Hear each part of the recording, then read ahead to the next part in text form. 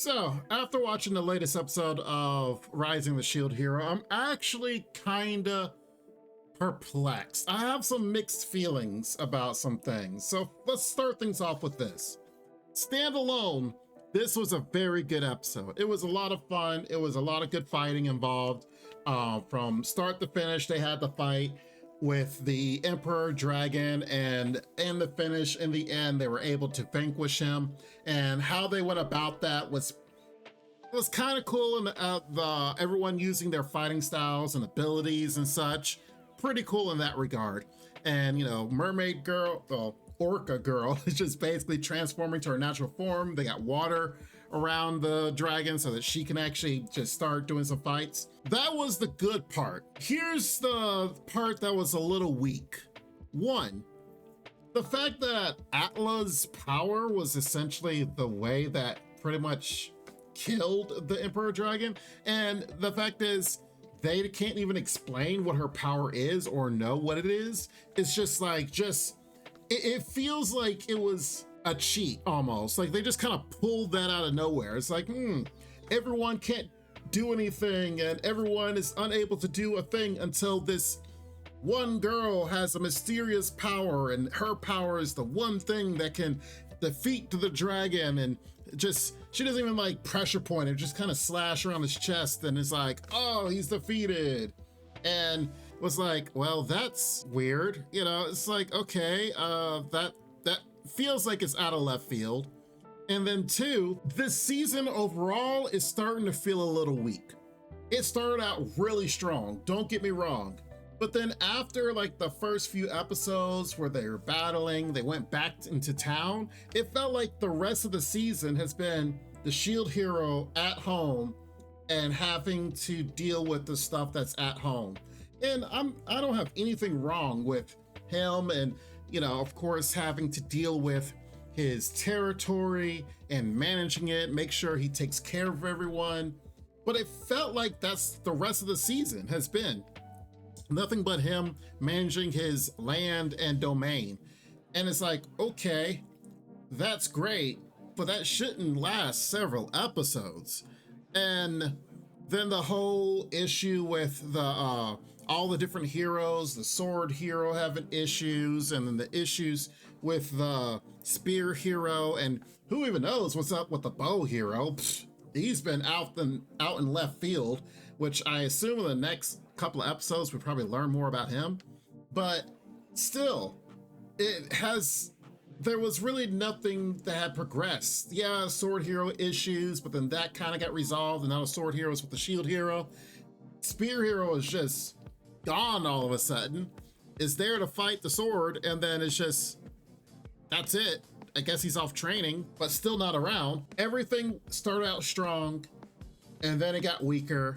And I'm just hoping these last few episodes end up being pretty strong, because like I said, this one standalone episode was actually a good episode. It had a lot of fighting. It had the dragon they had to defeat. It's just Atla's power. It's like, come on, man. We're just gonna say it's mysterious and we can't even know anything about it. Like, we're just gonna say that Atla is like, oh, she's just touched him wrong, and that really did everything. Like, her ability was so strong that she pretty much did critical damage to the dragon, and then allowed them to get Filo, and then allowed them to get the little red dragon out of him. They made sure to talk about the upside down scale this whole time, but then they didn't like, hey, there's the upside down scale.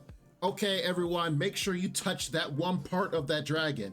Where it kind of led to infer that's where she touched, and it was critical damage and was a big issue. And of course, I believe that, and later, a scale did fall to the ground, and I guess we're supposed to infer like, oh, that was that dragon's upside down scale. But they could have just done like, hey, everyone, there's the dragon, he's here. Oh, look, I spy his upside down scale. Make sure you guys target that one thing. Nothing. But I guess we're supposed to assume this is where she touched and was critical damage and did something to the dragon. The backstory with Lindia and the dragon, I said this last episode, I was like, how in the world did he birth her?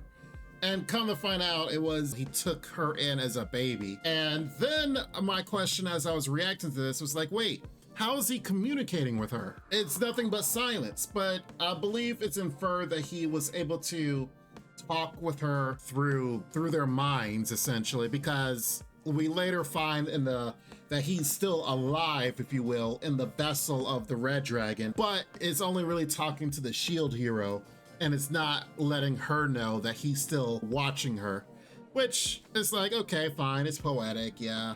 And maybe he can instill some wisdom to the shield hero, I guess. Whatever, that's fine. It's just a lot of stuff was inferred in this episode that I'm like, could you just all you have to do is just say it.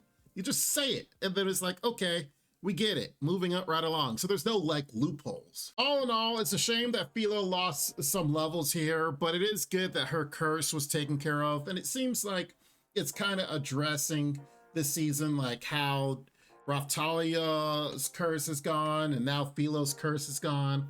And then now that's left is Naofumi's curse to get rid of. So then that way they're kind of back to normal, can fight the way they normally would have and should have. Overall, I am enjoying this season. I am enjoying the shield hero. I think the pacing though is a little slow.